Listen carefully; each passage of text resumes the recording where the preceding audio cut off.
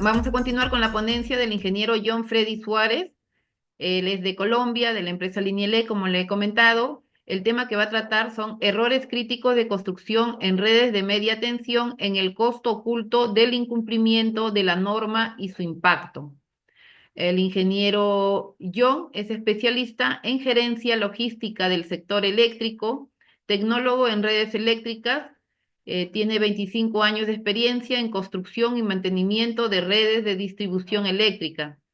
También tiene 15 años de experiencia en asesorías, capacitación y docencia. Actualmente es socio fundador de Linielec Proyectos, coordinador de abastecimientos para la empresa de energía del Quindio y docentes del Instituto Confemnalco Quindio en construcción de redes eléctricas. Buenas tardes, ingeniero John. Sí, buenas tardes, Verónica, ¿me escuchan bien ahí? Sí, perfecto, ingeniero. Listo, voy a activar por acá la cámara que estaba desactivada. Muy buenas tardes para todos. Buenas Espero que se tardes. encuentren muy bien. Primero que todo, agradecer al equipo de ABS Ingenieros nuevamente por esta oportunidad, por este espacio que nos brindan y a través de pues todos los aportes que están haciendo ustedes pues al sector eléctrico en general. Perfecto, ingeniero John. Sí, igual manera nosotros estamos muy atentos a escuchar su exposición, agradecerles también ya de antemano, ¿no? Por la ponencia que nos va a dar en estos momentos. Le dejo para que pueda continuar con la exposición. Gracias, Verónica. Voy a compartir entonces por acá pantalla. Listo, nuevamente, muy buenas tardes para todos.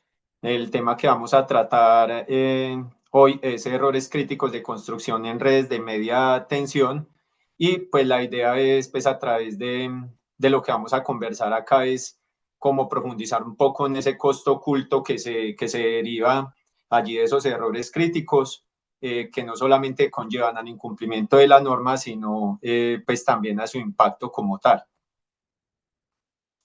Primero que todo, pues me gustaría que conozcan un poco del Inelec Proyectos, quienes aún pues, no conocen, digamos, sobre nuestra empresa. Somos una empresa de servicios conexos de capacitación, de asesoría y de formación informal en temas de redes eléctricas a nivel de todo Latinoamérica. Un emprendimiento que inició desde el año 2012 a fin pues de ser parte de la reactivación de los aparatos productivos regionales en el departamento del Quindío y del sector eléctrico en general colombiano. En Inelec Proyectos, pues, como les comentaba, tenemos una oferta académica principalmente de formación virtual. También manejamos formación a la medida de cada una de las empresas del sector eléctrico o de grupos de estudiantes y de profesionales. Y pues acá en pantalla estamos viendo algunos de nuestros principales cursos asincrónicos online, entre los que tenemos principalmente diplomados en construcción de mantenimiento de redes eléctricas y cálculo eléctrico y mecánico. A su vez, también manejamos en convenio con ABS Ingenieros un curso de diseño mecánico y diseño eléctrico que lo trabajamos precisamente con los software de LTCAD y DirectCAD. Entonces, digamos que estamos allí muy de la mano y pues también con el apoyo, como siempre, del equipo ABS Ingenieros. Bueno, ya entrando en materia para nosotros comenzar a hablar de esos errores críticos, eh, digamos allí comenzamos a hablar de lo que es la calidad constructiva. Digamos que en la construcción de una red, todos, o digamos quienes estamos aquí presentes en su mayoría, digamos como ingenieros, como profesionales, como trabajadores del sector, como técnicos del sector, pues muy básicamente conocemos cuáles son esos errores que normalmente se pueden presentar en la construcción de una red de distribución de energía eléctrica.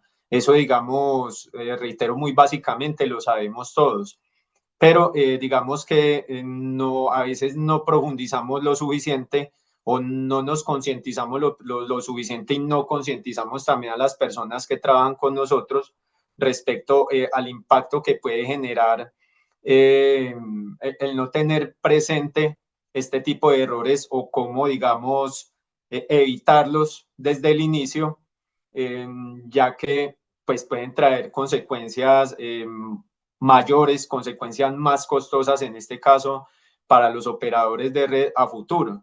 Entonces, eso, digamos que más que hablar en este caso de teoría, de parte teórica, lo que quiero es que hablar como un poco de eso que nosotros vemos mal desde allá, desde el campo, eso que vemos mal desde el terreno y que a fin de cuentas es lo que está impactando directamente la eficiencia de la red, la calidad a veces del servicio y por ende un operador de red pues termina teniendo resultados negativos y terminan muchas veces teniendo que pagar algunas sanciones ante los entes reguladores.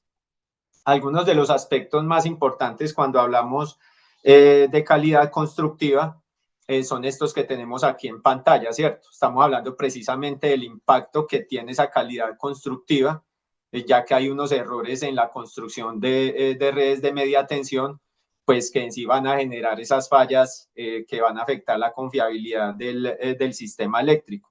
Hay que tener en cuenta pues que esa mayoría de fallas digamos, en la red, esas fallas incipientes se originan allí, más que todo en errores precisamente constructivos. Son errores que no vienen propiamente de fábrica, por decirlo de alguna manera, respecto a los materiales. Es decir, en la fábrica del cable, el error que pueda traer el cable no necesariamente es el que me va a generar ese problema. Sí puede suceder, ¿sí? Sí puede suceder que un elemento, cualquier tipo de material eléctrico, pues venga con algún defecto de fábrica. Digamos que si nosotros lo vimos a los ojos de un operador de red, pues hay unas revisiones técnicas, hay unas interventorías que están en pro de evitar eso, ¿sí? Eso sin contar la parte de control de calidad de mis fabricantes. Entonces, digamos, encontrar ese tipo de errores en los materiales, un error que me vaya a causar esto a futuro, es menos probable que, digamos, la mayor probabilidad que tengo de que sí se generen ese tipo de fallas a futuro por errores que se puedan presentar de manera constructiva. Cuando nosotros lo analizamos ya a fondo, pues cuando ya nos vamos a ver al detalle lo que son las interrupciones del servicio de energía eléctrica, comenzamos a ver que muchas de estas interrupciones pues no provienen de eventos climáticos extremos, ¿sí? O sea, sí, algunas de esas fallas tienen que ver precisamente con las condiciones climáticas, pero muchas de estas fallas, de reitero, pues están originando desde la etapa de construcción de la red e incluso en la manipulación que se hace de la red a partir también del mantenimiento correctivo. Muchas veces desde el mantenimiento correctivo llegamos, solucionamos algún inconveniente, algún evento que se presentó en la red, apagamos incendios, como se dice coloquialmente, pero muchas veces por arreglar una cosa dejamos otra a medias, ¿sí? Por decirlo de alguna manera. Entonces solucionamos la ausencia del servicio en el momento, pero quedan allí otras condiciones que se van a materializar en fallas futuras. Entonces, por eso, digamos, no lo limitamos a la etapa de construcción de la red, sino también a lo que se puede dar durante ese mantenimiento correctivo. Y hago énfasis especialmente en ese mantenimiento correctivo porque es donde quizá a diario un operador de red pues hace más intervenciones sobre la infraestructura pues de su sistema de distribución local. Entonces, digamos, cada defecto que se presenta allí de ejecución, sea de construcción o de mantenimiento, pues va a ser una vulnerabilidad latente que va a tener allí el sistema y pues como ya les mencionaba, eso se va a traducir a futuro pues digamos, en afectación de estos indicadores clave que estamos viendo acá y por ende pues derivado de esto van a haber digamos unos costos y gastos para el operador de red. Digamos principalmente gastos que el operador de red no debería estar asumiendo o en los que no debería estar incurriendo por errores que se pudieron evitar desde el inicio, ¿sí? Entonces, estamos hablando ya principalmente acá como de indicadores críticos que son SAIFI y SAIDI, que son, como ya todos sabemos, pues indicadores que manejamos, pues, o que manejan los operadores de red a nivel internacional, o por lo menos en la mayoría de países. Y pues recordando un poco, tengamos en cuenta que el indicador SAIFI, pues básicamente lo que nos está midiendo es esa frecuencia promedio de interrupciones que tenemos en la red, ¿sí? Y SAIDI pues nos está cuantificando esa duración promedio de esas interrupciones respecto pues a los usuarios afectados. Ahora vamos a ver un poquito más de estos indicadores antes de pasar pues a, digamos, a la otra parte de la ponencia, que ya específicamente pues como esos errores, vamos a abordar 5 errores. Y pues la idea es ver o digamos concientizarnos, como les decía, precisamente ese impacto, porque nuestro trabajo no solamente de los operarios que laboran para los operadores de red, sino de todos aquellos que de una u otra forma intervenimos los sistemas de distribución local de estos operadores, pues nuestro trabajo va a ser ayudarles a mantener esos números bajos, ¿sí? No porque si yo no soy operario de ese operador de red, no porque yo tenga que ayudarle a que él, digamos, tenga una buena ejecución financiera, por decirlo de alguna manera, sino porque lo que estamos aportando es también a la calidad del servicio de energía eléctrica, ¿sí? Entonces, allí es donde todos tenemos como actores del sector eléctrico y como digamos, personas que de una u otra forma estamos manipulando estos sistemas de distribución, pues tenemos que aportar nuestro grano de arena para que esos indicadores se mantengan bajos y para que se reduzca, digamos, esa mala ejecución que puede ser allí el principal enemigo de la funcionalidad de una red, ¿sí? Ahora, hay unas consecuencias de esas fallas constructivas, ya lo mencionábamos, pues a partir de esos errores se van a generar multas, se van a generar unos costos operativos elevados y por ende pues va a haber una mala gestión de cada uno de estos activos que se tienen allí en la red. Ahora, la calidad constructiva pues es una necesidad estratégica. Entonces, lo que estamos, digamos, o queremos profundizar un poco acá es cómo podemos aportar todos a mejorar esa calidad desde el inicio, ¿sí? No ni siquiera esperar hasta esa etapa del mantenimiento correctivo de la que hablamos ahora, sino desde la etapa de la construcción, porque esto va a ser clave para que haya sostenibilidad y reducción en el número de interrupciones, ¿sí?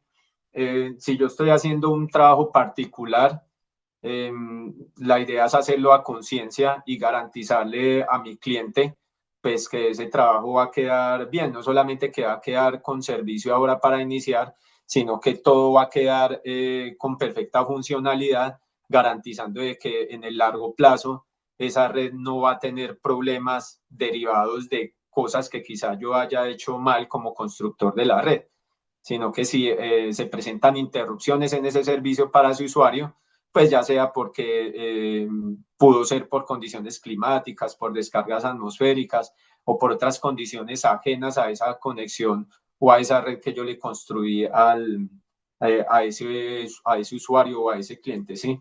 Que pueda ser derivado ya de pronto de fallas de otras partes de esa red a la que él se encuentra conectado.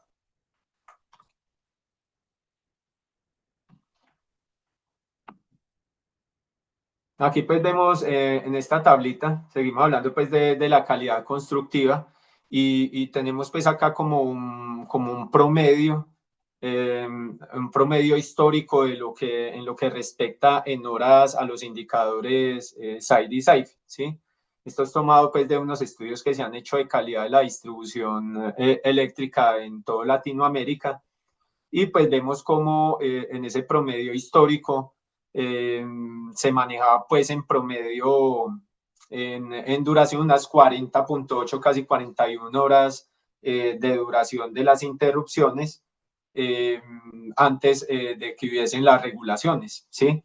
Estamos hablando por allá a principios de los años 2000, principios mediados de los años 2000, cuando todavía no se manejaba, digamos, todo este tema de la regulación y no se establecían unas horas específicas, ¿sí?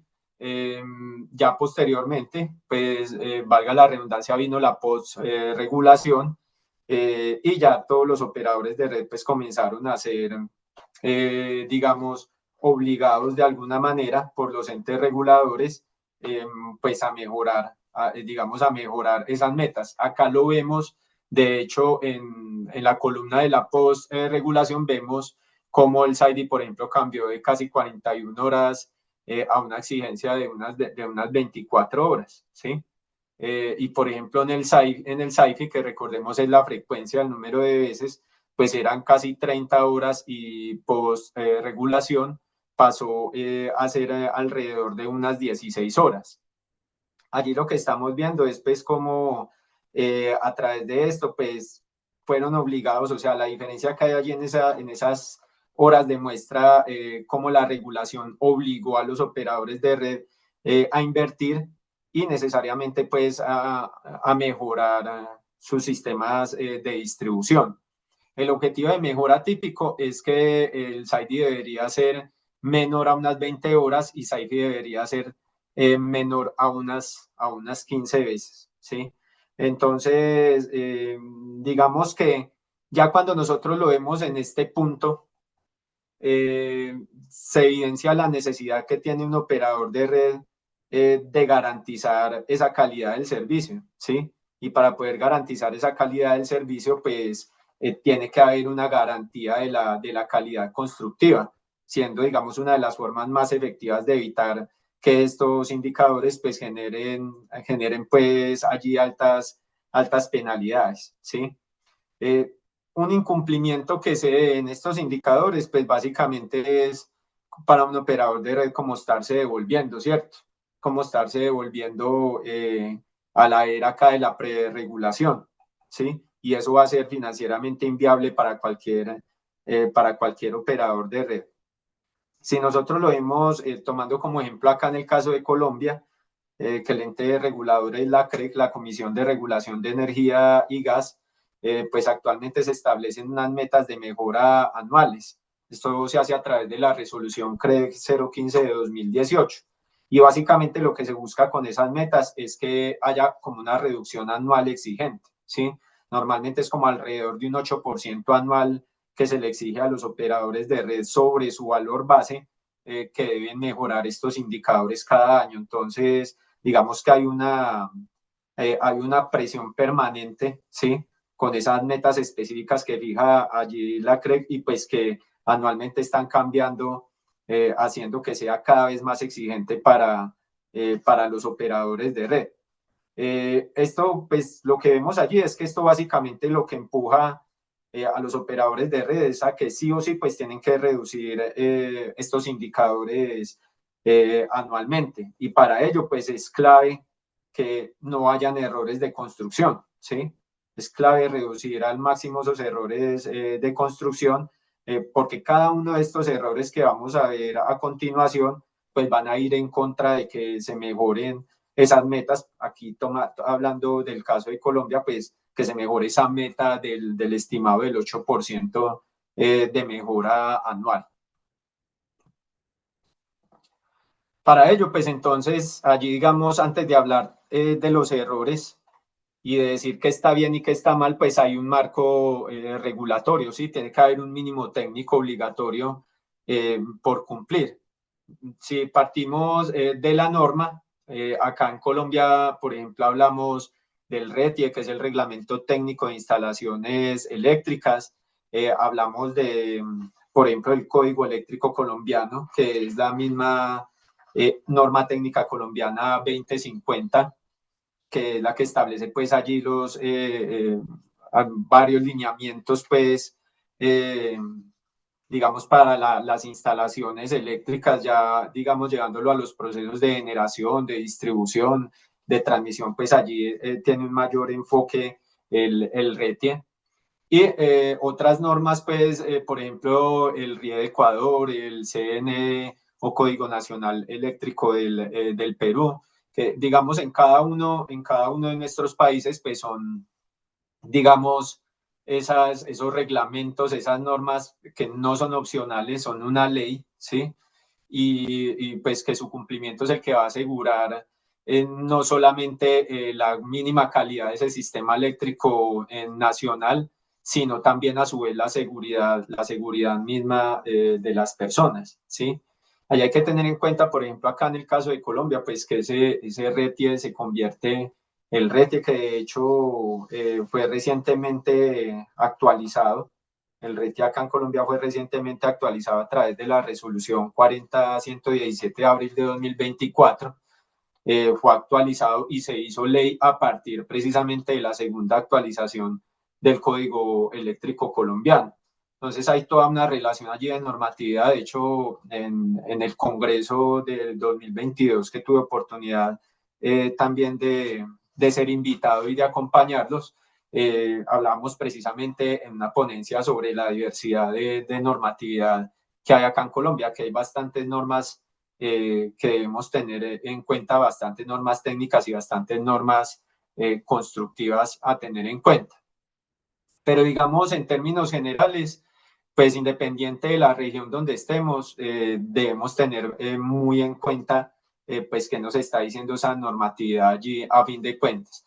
Ahora, de pronto podremos citar algunos referentes específicamente del RETE, como lo vamos a ver a continuación, pero hay que tener en cuenta que, por ejemplo, el Código Eléctrico Colombiano, que es la NTC 2050 que les mencionaba, el CNE del Perú, pues todos son como hijos del NEC, ¿sí? Todos son hijos del Código Eléctrico Nacional de Estados Unidos, de alguna manera que fue primero y fue a partir del cual, pues, como cada una de estas regiones se fue, eh, digamos, alineando, o diciéndolo coloquialmente, nos fuimos pegando a esa norma para construir nuestras propias normas. Entonces, digamos, cuando uno analiza esto a nivel de normas de Centroamérica, de Suramérica, especialmente de Suramérica, pues vemos que estamos muy alineados, ¿sí?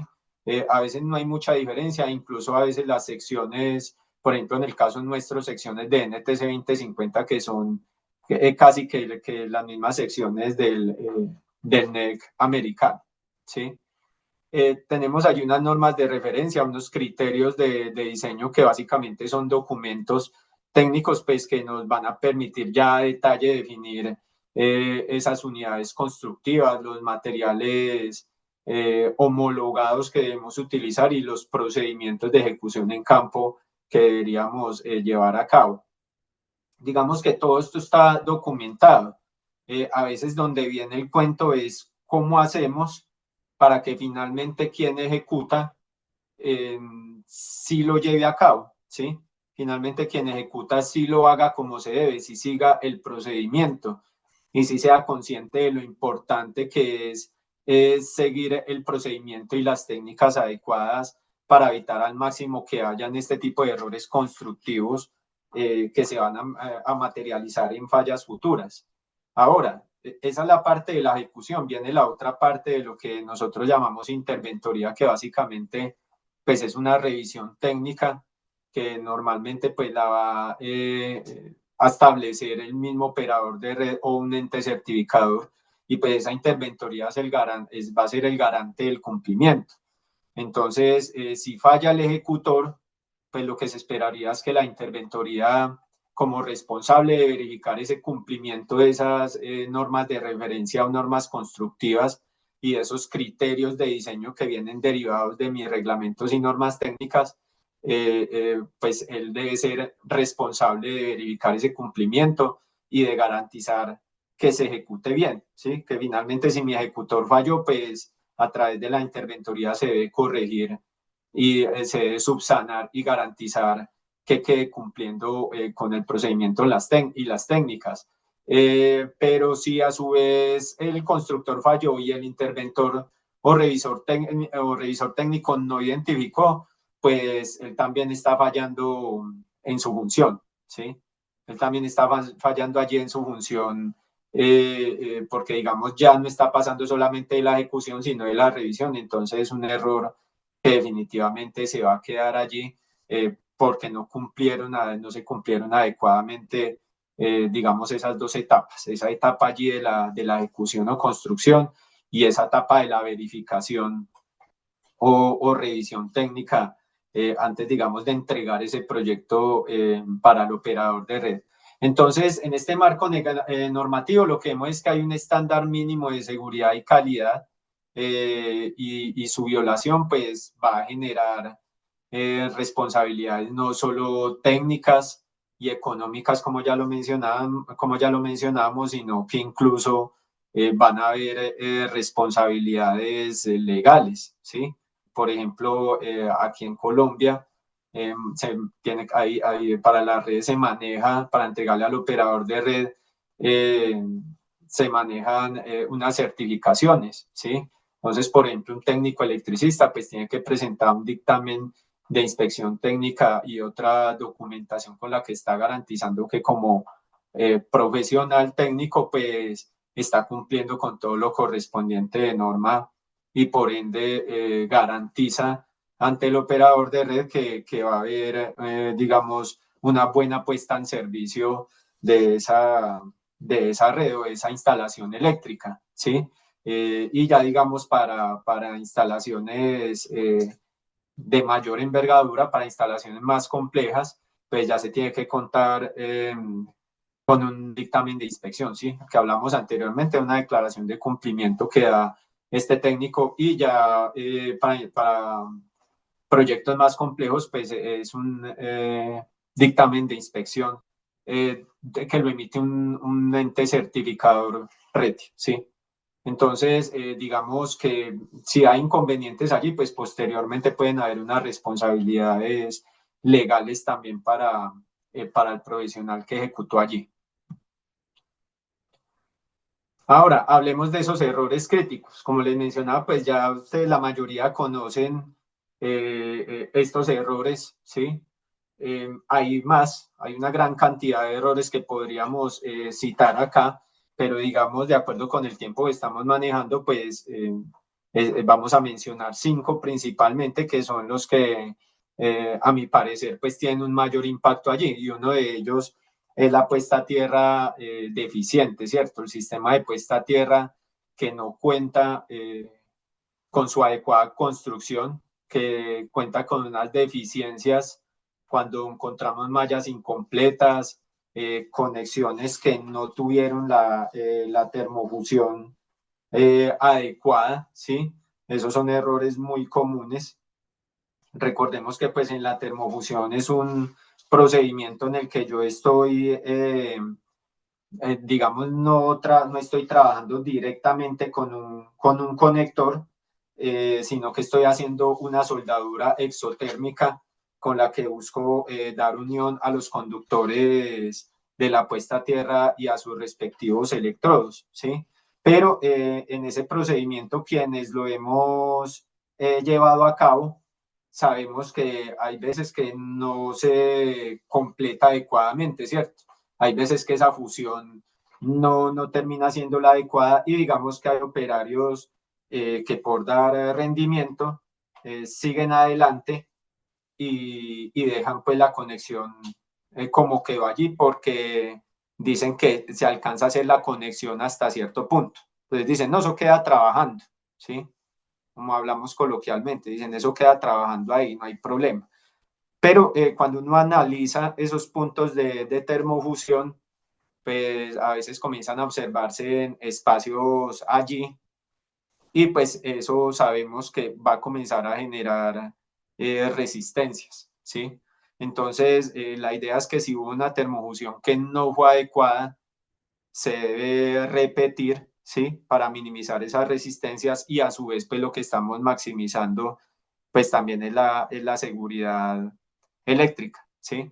Entonces, es como entrar en conciencia de que no es solamente instalar un electrodo por cumplirlo, ¿sí? Instalar por cumplir porque, no, es que el operador de red tiene que llegar y ver que ahí hay un electrodo de puesta a tierra, que hay una conexión de puesta a tierra, sino que en realidad debe haber una garantía de que se conserve la conductividad entre cada uno de los elementos, la conductividad y la continuidad entre cada uno de los elementos de ese sistema de puesta a tierra, que evitar pues que queden las conexiones flojas allí o que vayan a comenzar a formarse en pares galvánicos, problemas de corrosión pues por falta de protección química.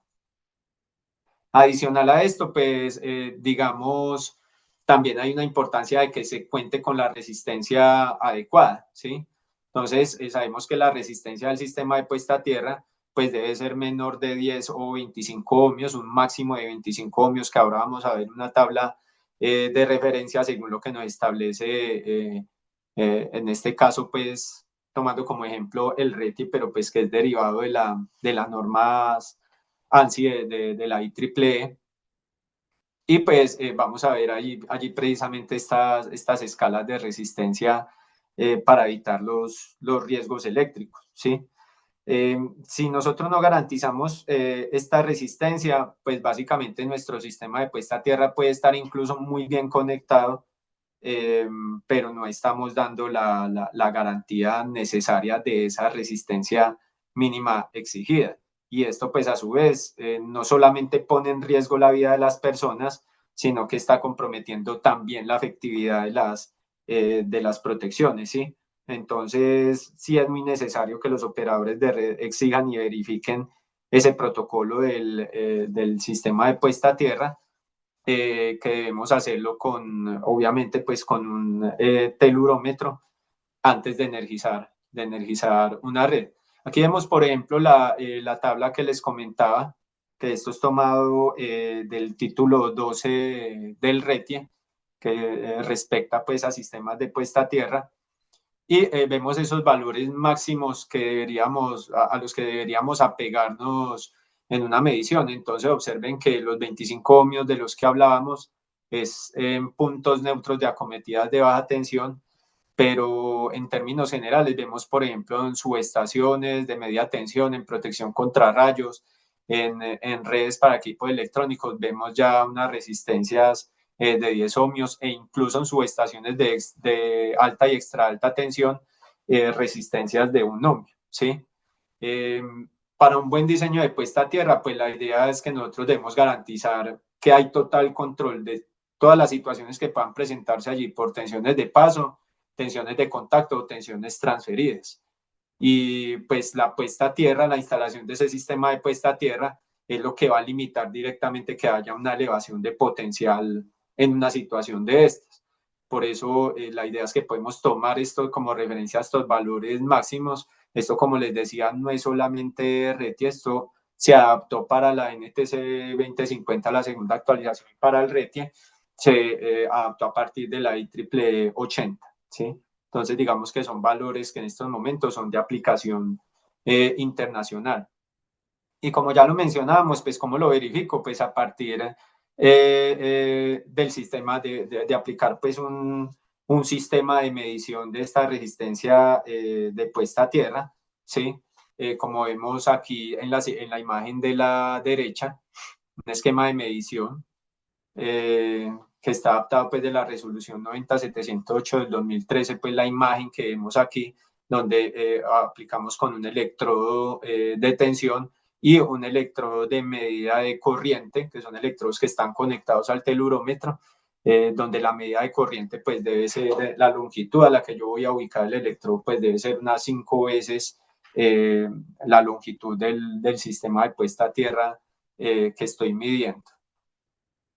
Entonces, esta es una de las, digamos, de las pruebas técnicas que yo debo hacerle como mínimo a mi sistema de puesta a tierra. Entonces, una cosa es la parte constructiva y otra cosa es cómo garantizo yo que el sistema de puesta a tierra pues sí va a quedar funcionando bien, ¿sí? Que no van a aumentar los riesgos eléctricos, que no van a comenzar a presentarse disparos injustificados en la red, como mencionaba uno de los ingenieros en una de las ponencias de la mañana, el tripeo allí de las protecciones, ¿sí? Cómo minimizo todo esto desde la parte constructiva. Obviamente, pues en la medida que yo tenga salidas aquí del servicio, pues todas estas fallas del sistema de puesta a tierra, pues se van a ver traducidas en interrupciones del sistema, ¿sí? Digamos que lo estamos viendo a un mayor nivel, lo estamos viendo en el caso donde esto se presente, por ejemplo, en una subestación a nivel de media tensión o a nivel de un circuito de distribución y pues ya realmente se comienzan a ver comprometidos varios grupos de usuarios en una falla, a partir de una falla de este tipo.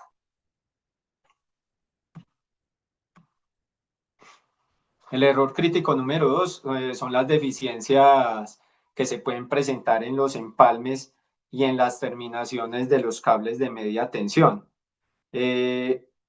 Digamos, este tipo de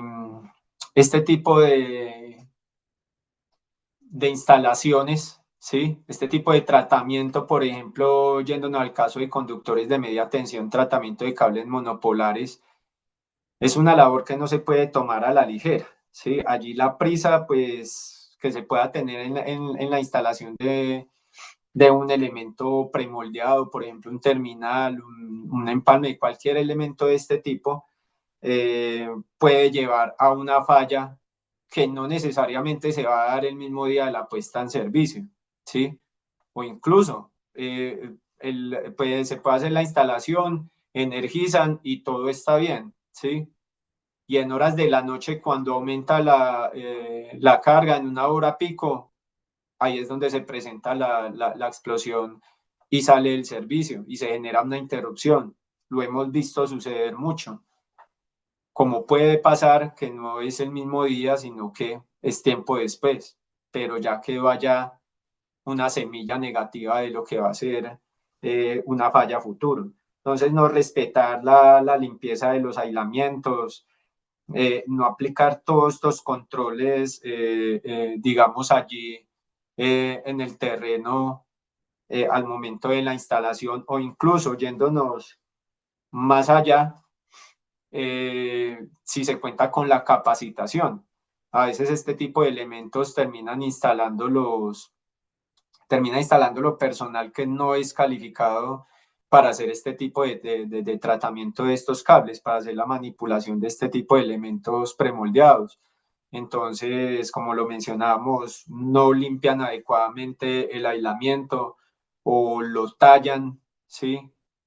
Con la herramienta al momento de descubrir las capas de aislamiento generan algún tallado específicamente en el aislamiento del XLP, el polietileno reticulado, y pues ahí queda ya el defecto, ¿cierto? El defecto que se puede materializar posteriormente en una falla mayor.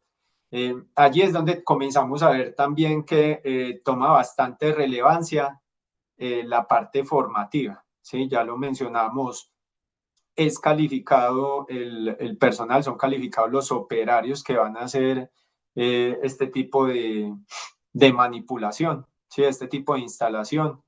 Si no es así, o si es personal directamente de un operador de red, pues el operador de red debe tener muy en cuenta pues esto en su plan de capacitación, ¿sí?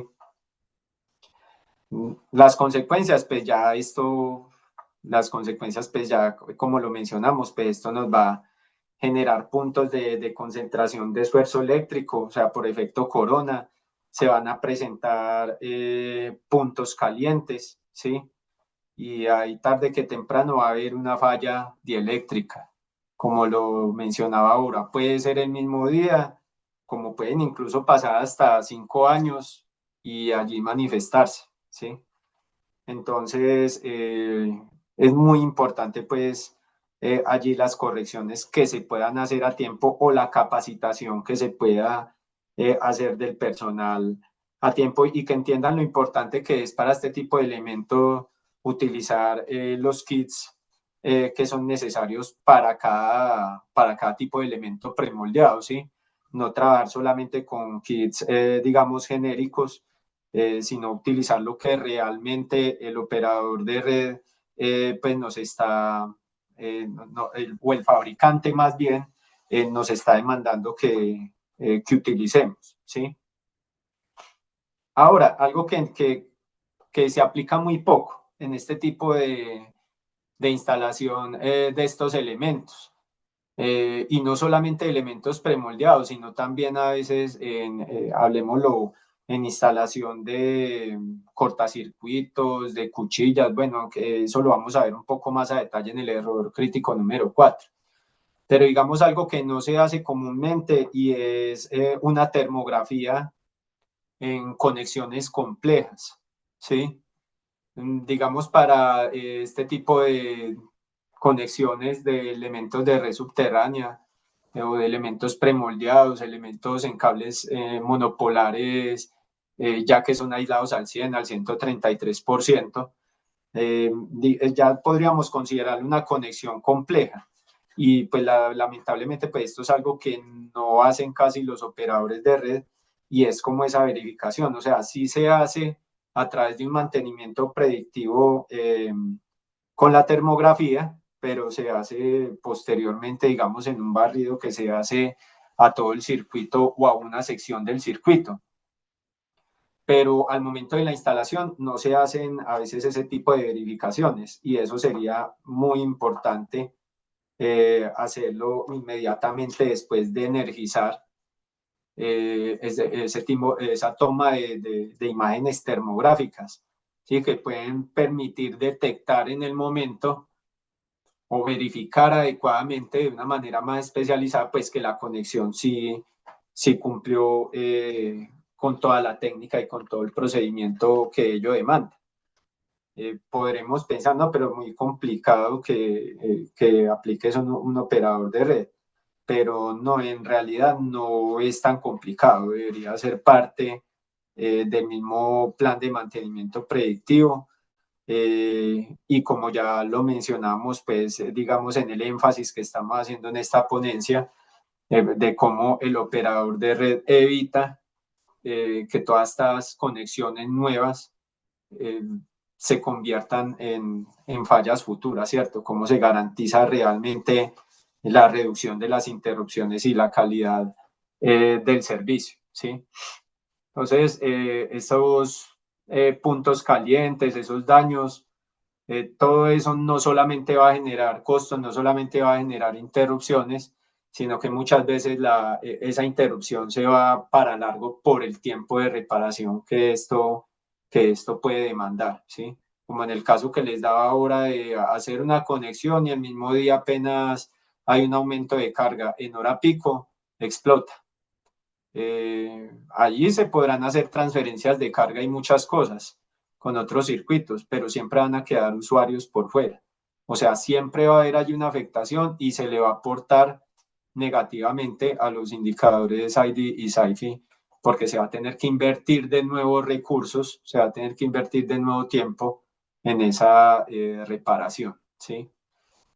Digamos que aparte de la posibilidad de realizar esa termografía, pues allí es muy importante que haya una supervisión y que esa supervisión sea calificada también, porque si mis operarios pueden ser calificados, pero si hay una supervisión y esta persona que va a realizar una revisión de esos empalmes y todo el cuento, pues en realidad no tiene tampoco el conocimiento adecuado de esto, pues para él va a estar bien lo que haga el ejecutor. El error crítico número 3, también, digamos, estoy haciendo énfasis, como les decía, en los errores que a mi parecer son más importantes, ¿sí? Dentro de toda la cantidad de errores que se pueden presentar. Y por ende, pues este es uno de los que quizá menos se aplica, ¿sí? O de los que quizá más se presenta, por mejor decirlo, porque no hay a veces una aplicación adecuada de los cálculos del flechado y de la tensión mecánica del conductor. Y posteriormente, pues, se intervienen las líneas y ni siquiera hay una medida para determinar si quedó con una tensión mecánica adecuada. O sea, se hace un tensionado de las líneas y muchas veces no nos damos cuenta si están excediendo su carga de trabajo, si se está excediendo su coeficiente de seguridad. Y muchas veces incluso no hay ni siquiera ese cálculo que lo respalde, ¿sí? Entonces allí vemos que hay una gran importancia pues de ese cálculo preciso, un cálculo que sea exacto del flechado y el tensionado mecánico para asegurar esa estabilidad de las estructuras y evitar fallas, porque si yo dejo una línea muy por encima del factor de seguridad, pues puede haber un momento en el que haya, por ejemplo, contracción, efecto de contracción por variación en la temperatura, o puedo tener unos vientos muy fuertes, tener una temporada de vientos muy fuertes y no soportar ese sobreesfuerzo mecánico, la estructura, ese esfuerzo mecánico que se le está solicitando. Y allí es donde se presenta a veces la rotura de conductores, ¿sí? O incluso de los apoyos mismos. Y es porque no hubo, digamos, ese flechado y ese tensionado que a veces lo vemos como vemos que se aplica como mucho de pronto allá en la construcción de las líneas de transmisión, de pronto en proyectos grandes, nuevos, pero a veces quizá ya en el proyecto más pequeño no se aplica, incluso el mismo operador de red no lo hace y no lo exige, ¿sí? Hay operadores de red que ya se han vuelto más juiciosos con eso, cuentan con software robustos para esto, como es en este caso, por ejemplo, del ETCAD y CANREL del equipo ABS, que precisamente lo que nos permiten es contar con esta información de primera mano, ¿sí? Como lo mencionaban al inicio de la jornada. Estos eran cálculos que son cálculos que siguen siendo complejos, e incluso yo los puedo montar en un Excel, pero cuando tengo que aplicarlos ya para una gran cantidad de estructuras, pues yo necesito una mayor precisión en esos cálculos, y eso pues me lo aporta un software que cuente con dicha robustez, ¿sí? Como en este caso de LTK. Entonces, la idea es contar, digamos, con esas herramientas, y esto aplica no solamente para esos circuitos grandes, sino incluso allá para esa construcción que yo estoy haciendo de un circuito de distribución o de una sección de un circuito de distribución, una expansión que involucra apenas 5 o 10 vanos, pues yo sí debería tener esos cálculos que están alineados con cada una de las hipótesis que se pueden presentar allí en esa zona donde voy a hacer la construcción de la línea, ¿sí?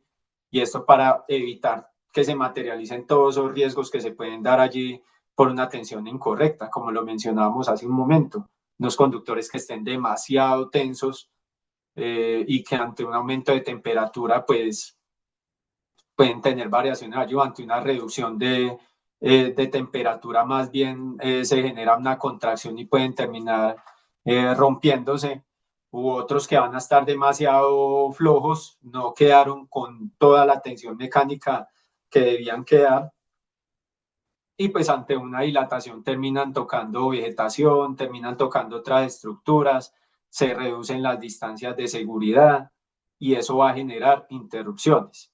Entonces miremos algo que a veces se tiene allí como tan relegado como es el flechado, este tema del flechado y la tensión mecánica de cada uno de los vanos, pues pasa a ser tan importante y a veces no se le presta la suficiente atención. Los operadores de red, pues la mayoría ya hoy en día están guiando un poco más a través de sus normas constructivas, de sus normas de referencia.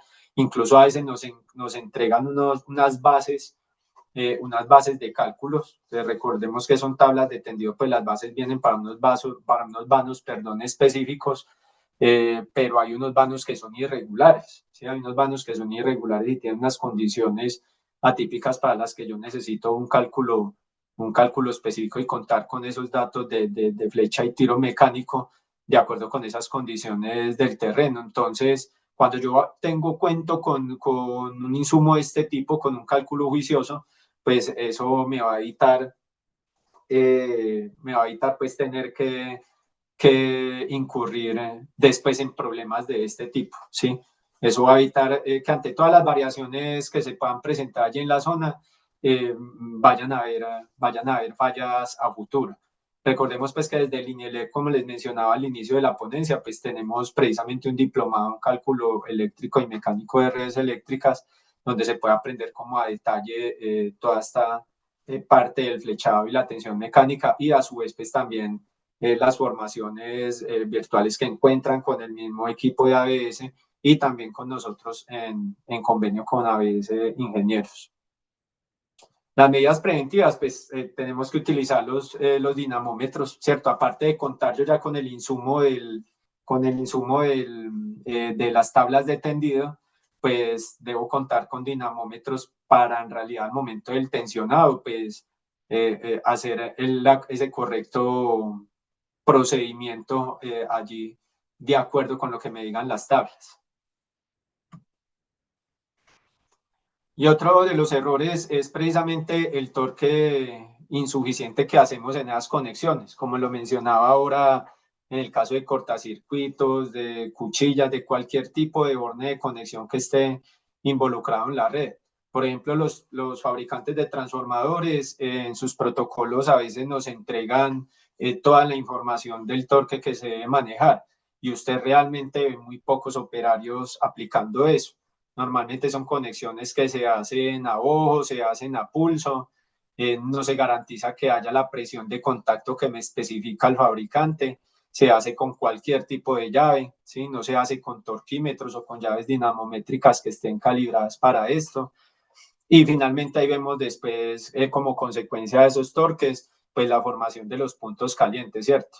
Las pérdidas que comienzan a formarse en allí por efecto Joule, ¿sí? Un desperdicio, una energía allí desperdiciada en calor, los sobrecalentamientos que empezamos a detectar con la termografía, toda esta cantidad digamos, de fallas que finalmente van a terminar sacándonos del servicio, van a terminar generando una interrupción posiblemente prolongada, ¿sí? Un daño permanente allí.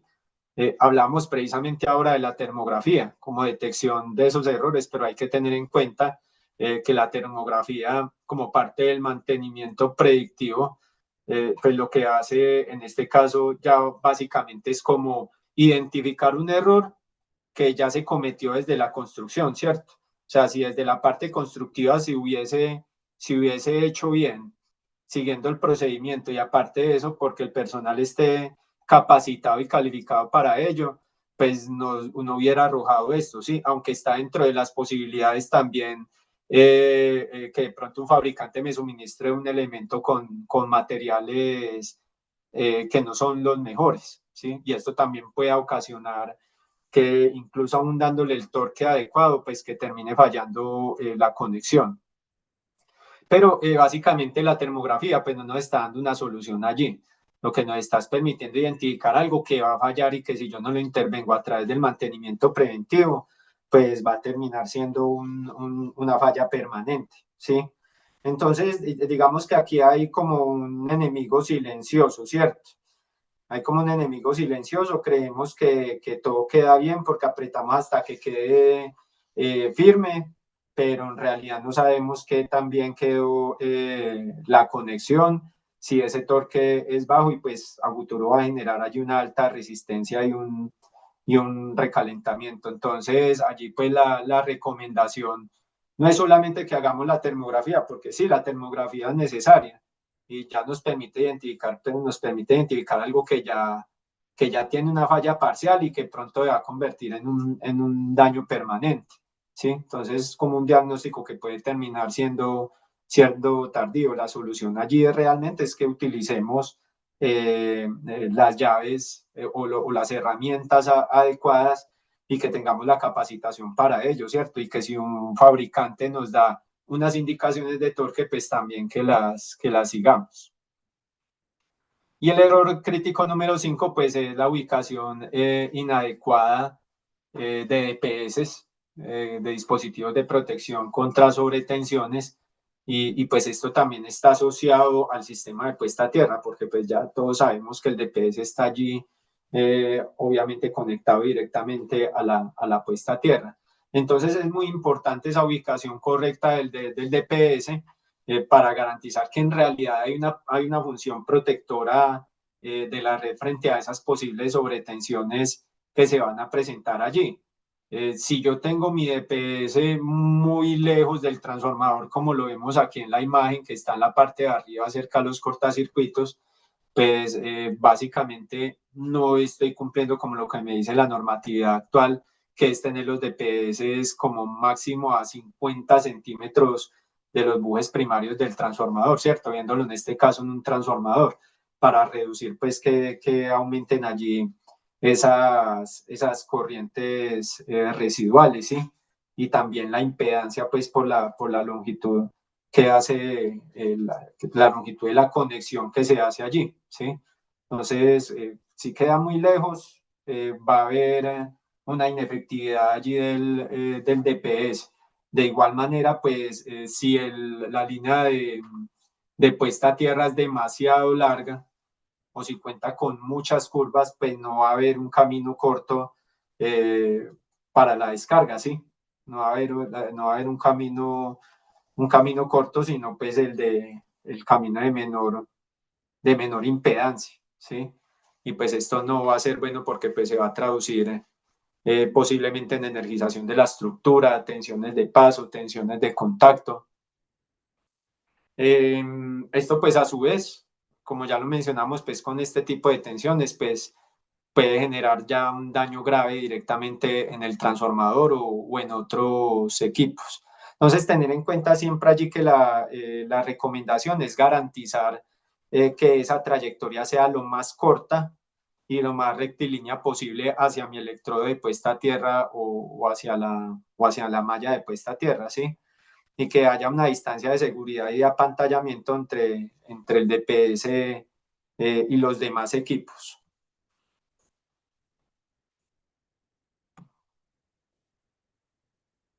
Entonces aquí hemos visto pues que hay una gran relación entre lo que es la calidad constructiva y la confiabilidad pues y la confiabilidad del sistema, ¿sí? Si nosotros no garantizamos desde el inicio la calidad constructiva, pues eso va a impactar a futuro directamente toda la funcionalidad de la red, la calidad del servicio. Voy a tener que incurrir en más costos y gastos en la gestión pues de mis activos eléctricos. Van a haber un aumento en la duración y en la frecuencia de las interrupciones, por ende se van a afectar mis indicadores SAIDI y SAIFI y por ende pues eso va a traer penalidades ya para el operador de red como tal, ¿sí? Si se elevan pues estas fallas recurrentes. El impacto económico, pues como ya lo mencionamos con estas penalizaciones. Y la idea es que asociado a todo esto, pues siempre el operador de red, no solamente el operador de red, sino quienes trabajamos en este campo, pues como parte de esa prevención y de esos planes de mejora, pues hagamos inversión en capacitación, ¿cierto? Una inversión en capacitación e información para que en realidad pues haya una aplicación adecuada de las técnicas y haya pues un control riguroso que permita evitar todo esto de lo que hemos hablado y pues se mejore la confiabilidad y la calidad del servicio. Entonces el camino hacia esa confiabilidad como tal, primero que todo, la solución es la formación, invertir en capacitación técnica rigurosa, ese conocimiento que vamos a aplicar en campo, la primera barrera contra estos errores críticos de los que hemos hablado y los otros que sabemos que existen. De igual manera, también para la interventoría es muy necesario que haya siempre una revisión técnica y que haya una supervisión, ¿sí? De hecho, la aplicación de líneas de listas, perdón, de chequeo para identificar esos posibles puntos críticos que se puedan dar en la ejecución. Y la inversión aquí es definitiva, ¿cierto? Acá lo dice, la calidad no cuesta. El costo de la calidad en realidad es significativamente menor que el costo de una falta de la calidad. O sea, cada peso que se invierte en prevención, ahí estamos incluyendo todo lo que hemos hablado hasta ahora, es ahorrarse 10 pesos en corrección, ¿sí? Para poder garantizar esa excelencia constructiva desde el primer día. Listo, nuevamente agradeciéndoles por el espacio. felicitar nuevamente al equipo de ABS por este espacio que nos brinda, por sus aportes, por permitirnos participar de ello y aportar lo que podemos pues desde nuestro conocimiento y experiencia. Quedó abierto para sus inquietudes. Sí, ingeniero John, muchas gracias por su ponencia. El día de hoy ha sido un aporte muy bueno para lo que es el área de ingeniería. Vamos ahora a ver, a solicitar al área de soporte, que vamos a agradecerle con su certificación.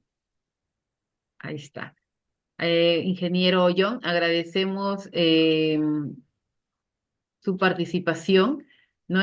Como ponente en este Congreso Internacional Virtual, innovando la ingeniería en líneas de transmisión y redes eléctricas de distribución, ¿no? Muchas gracias por su valiosa exposición y bueno, y sabemos que contamos con usted para posteriores, de repente, congresos, charlas o seminarios que ABS pueda organizar. Eh, Claro que sí, Verónica. No, muy, nuevamente muchas gracias a todos ustedes y a todos los participantes por acompañarnos.